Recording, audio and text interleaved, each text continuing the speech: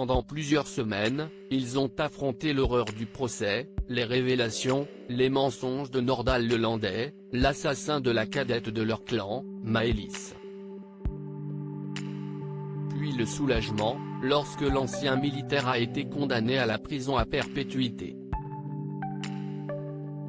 Mais aujourd'hui, les membres de la famille de Araújo sont perdus, sans la petite fille à qui ils ont enfin rendu justice. Sa mère, Jennifer, et sa grande sœur Colleen, aujourd'hui âgée de 17 ans, ont accepté de parler à Paris Match de la petite Maëlys, de leur dégoût pour l'assassin et ses excuses, mais aussi de leur situation, aujourd'hui que tout est terminé.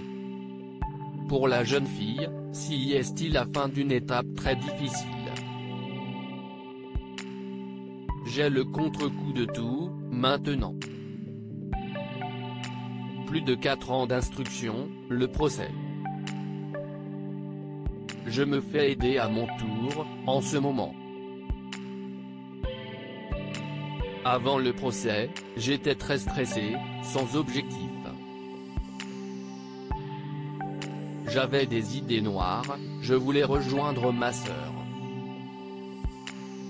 Le vide de Maëlys me détruisait de l'intérieur. Je dois faire mon deuil, explique-t-elle. Pour autant, elle reste forte et veut croire en l'avenir, soutenue par ses parents, de qui elle reste très proche. J'ai vécu un drame qui a brisé ma vie pour toujours, mais je ne veux pas tomber dans la vengeance.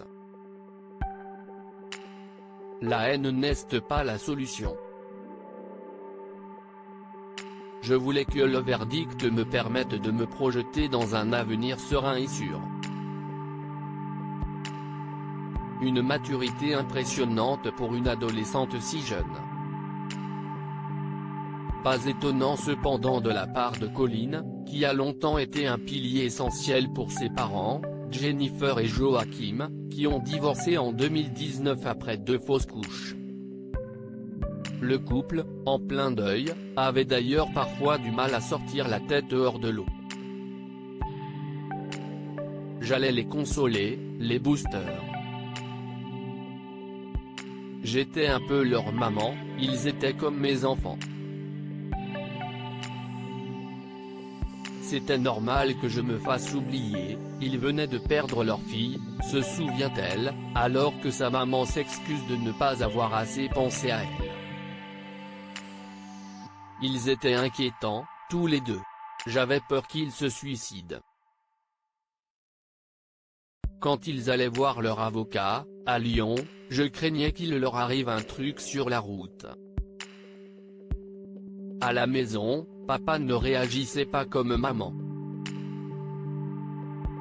Il ne parlait que de Maëlys ou de l'enquête. J'ai souffert de mon côté.